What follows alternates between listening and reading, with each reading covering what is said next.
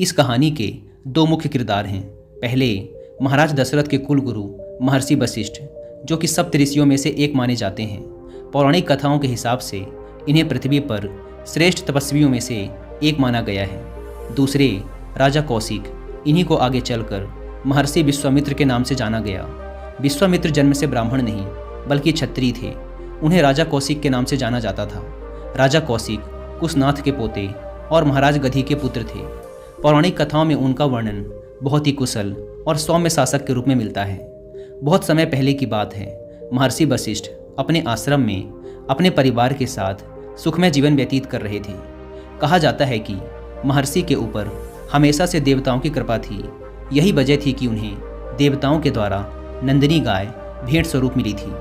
इस गाय में कई विशेषताएं थी, लेकिन इसकी सबसे बड़ी खासियत ये थी कि ये जहाँ भी रहेगी वहाँ से कोई भी कभी भूखा नहीं जाएगा। इसके स्तनों के नीचे आने वाला खाली पात्र कभी भी खाली नहीं रहेगा। इस गाय को अक्षय भंडार की स्वामिनी भी कहा जाता था। उस समय किसी भी ऋषि मुनि के पास ऐसी गाय नहीं थी। उस दिन सूरज की लालिमा को देखकर ही महर्षि वशिष्ठ ने यह कह दिया था कि आज कोई खास उनकी कुटिया में आने वाला है, और हुआ भी कुछ ऐसा ही था। राजा कौशिक अपनी विशाल सेना के साथ मुनि के आश्रम में पधार गए। महर्षि वशिष्ठ को मालूम था कि राजा कौशिक ब्राह्मणों का काफ़ी ज़्यादा सम्मान करते हैं, इसीलिए उन्होंने खुद राजा कौशिक की देखभाल का जिम्मा अपने कंधों में ले लिया। राजा कौशिक को मालूम था कि महर्षि का आश्रम बहुत छोटा सा है, इसलिए उन्हें महर्षि से किसी खास आवभगत की उम्मीद नहीं थी। लेकिन महर्षि वशिष्ठ ने खुद राजा कौशिक और उनकी सेना की बहुत अच्छे से आवभगत की। सभी सैनिकों का अच्छे से अच्छा ख्याल रखा। उन्हें स्वादिष्ट व्यंजन परोसे गए। ये देखकर राजा कौशिक अत्यंत प्रसन्न हुए। उन्हें महर्षि वशिष्ठ के आश्रम में अन्नपूर्णा का वास नजर आने लगा। राजा कौशिक टहलने के लिए जंगलों की तरफ निकल गए। टहलते वक्त उन्होंने सोचा कि अच्छे से अच्छे राजघरानों में भी तुरंत इतने लोगों के खाने का इंतजाम करने में व्यवस्थापक के पसीने छूट जाते हैं। महर्षि ने अचानक पहुंचे लोगों का कितने अच्छे तरीके से स्वागत किया। मुझे महर्षि से पूछना चाहिए कि उन्होंने ऐसा कैसे कर लिया। इसके बाद जंगल से लौटने के बाद राजा कौशिक ने संकोचवश महर्षि वशिष्ठ से सवाल किया कि हे मुनिवर, इतनी छोटी सी जगह होते हुए भी आपने इतनी बड़ी सेना के भोजन का इंतजाम कैसे कर लिया। इसके जवाब में महर्षि ने कहा कि उनके पास अद्भुत शक्ति वाली एक गाय है जिसका नाम नंदिनी है। वो स्वर्ग में रहने वाली कामधेनु गाय की पुत्री है। इसके पास ऐसी शक्तियाँ हैं जिसकी वजह से यहाँ पर आने वाला कोई भी इंसान कभी भूखा नहीं जा सकता। इसकी शक्तियों से लाखों लोगों का भरण पोषण किया जा सकता है। मुझे यह गाय देवताओं ने भेंट स्वरूप प्रदान की है। नंदिनी गाय की महिमा सुनकर राजा कौशिक के मन में लोभ की भावना पैदा हो गई। उन्होंने उस गाय को देखने की इच्छा जाहिर की। महर्षि वशिष्ठ ने भी उनकी इस इच्छा की पूर्ति की। महर्षि राजा कौशिक को नंदिनी गाय के सामने लेकर गए। इसके बाद महर्षि ने नंदिनी से कहा कि हे देवी कामधेनु, आज तुम फिर से मेरे वचन की रक्षा करो और राजा को अतिथि मान इसके खाने का प्रबंध करो। ऋषि वशिष्ठ नंदिनी गाय से इस प्रकार बात कर रहे थे जैसे वो भंडार गृह के कुशल अधिकारी से बात कर रहे हों।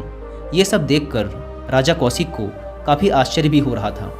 इसके बाद नंदिनी ने राजा कौशिक के सामने शीश झुकाया और जैसे ही उसने अपनी गर्दन ऊपर की, कई सारे व्यंजन राजा कौशिक के सामने पेश हो गए, जिन्हें देखने के बाद ही राजा कौशिक को बड़ा आश्चर्य हुआ और उनके अंदर लालच का भाव भी आ गया। उनके मन में ये ख्याल आया कि इस गाय की असली जगह मेरे राजमहल में है। मुझे ये नंदिनी गाय किसी भी कीमत में चाहिए। दोस्तों, महर्षि वशिष्ठ और महर्षि विश्वामित्र की यह कहानी रामायण से ली गई है, और अगर आप चाहें तो पूरी रामायण को हिंदी में सुन भी सकते हैं कुकू एफएम ऐप पर। यहाँ पर आपको एवरेज 10 से 12 मिनट के टोटल 120 एपिसोड मिलेंगे, जिसमें पूरी रामायण को बहुत ही इंटरटेनिंग वे में प्रस्तुत किया गया है।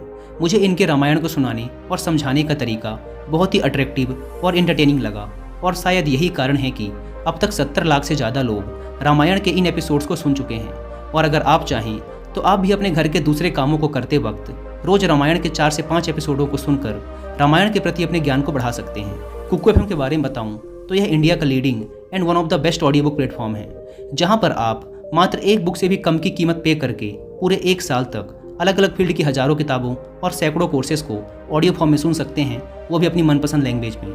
नॉर्मली इस प्लेटफॉर्म के 1 साल का सब्सक्रिप्शन पड़ता है 399 रुपीज़ का, लेकिन अभी कुकू एफएम पर एक सेल चल रही है इसलिए आपको इसके 1 साल का सब्सक्रिप्शन पड़ेगा सिर्फ 199 रुपीज़ में, अगर आप यूज़ करते हैं कूपन कोड सुनो50।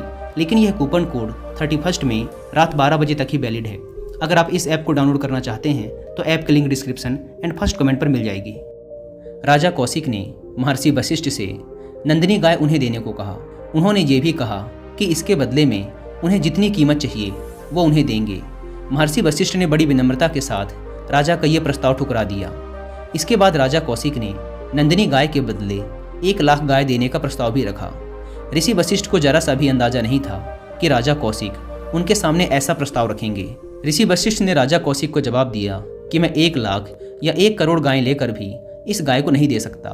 आपको पता होना चाहिए कि ये मुझे भेंट में मिली है और मैं इसे दान नहीं कर सकता।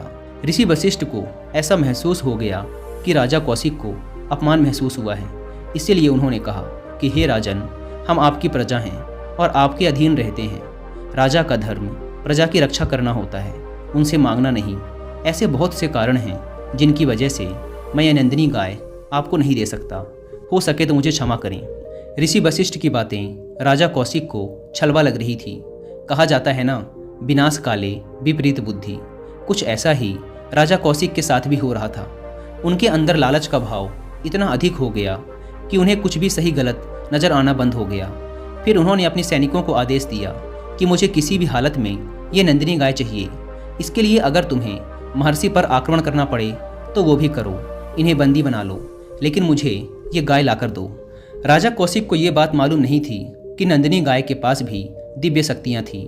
वो वशिष्ठ की आज्ञा के बाद किसी को भी पराजित कर सकती थी, और हुआ भी कुछ ऐसा ही।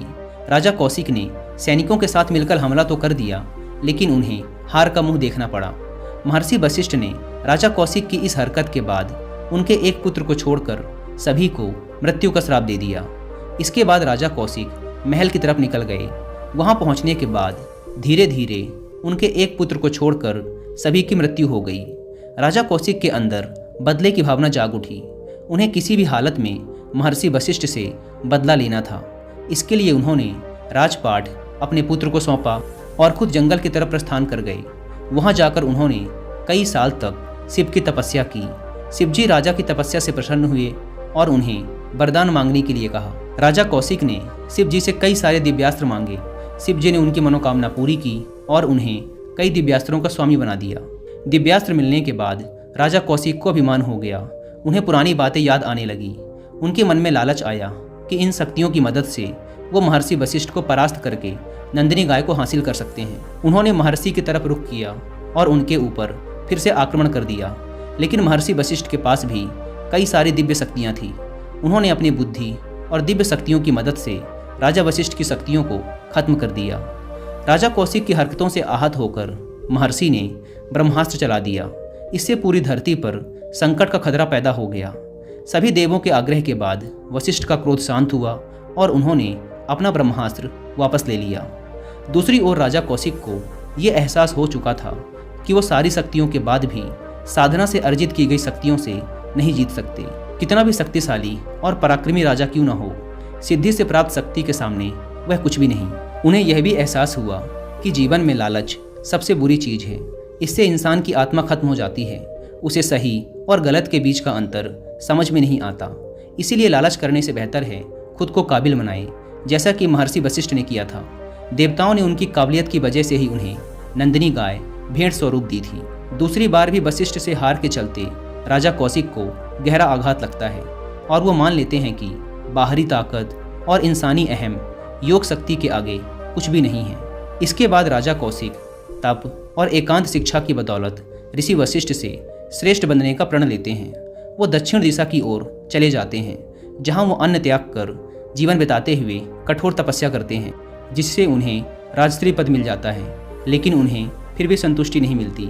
कौशिक ब्रह्म ऋषि बनने की इच्छा पूरी करने के लिए फिर तपस्या में लीन हो जाते हैं। इस बार वो कठिन से कठिन सांस रोककर तपस्या करते हैं। जब उनके शरीर का तेज सूर्य के समान चमकने लगता है तो उन्हें अपने क्रोध पर भी विजय मिल जाती है। उनकी चाहत और मेहनत को देख ब्रह्मा जी ने उन्हें ब्रह्म ऋषि का पद दिया, और यही वो दौर था जब विश्वामित्र को ब्रह्मा जी से ओम का ज्ञान भी प्राप्त हुआ था। इतनी कठिन तपस्या और दृढ़ निश्चय के बाद महर्षि वशिष्ठ जी ने भी उन्हें माफ कर दिया और उन्हें ऋषि के रूप में स्वीकार कर लिया और इस तरह राजा कौशिक महर्षि विश्वामित्र के रूप में प्रसिद्ध हुए और उचित मान सम्मान भी हासिल किया। इस कहानी से हमें सीख मिलती है कि संतोष से बड़ा धन कभी अर्जित नहीं किया जा सकता और लालच से बड़ी कोई बीमारी नहीं होती। अगर ये बीमारी एक बार लग जाए तो पूरा जीवन खराब हो सकता है। जीवन में हजारों लड़ाइयाँ जीतने से बेहतर है हम शांत रहकर ज्ञान अर्जित करें। स्वयं को जीतने में ही जीवन का असली आनंद छिपा है।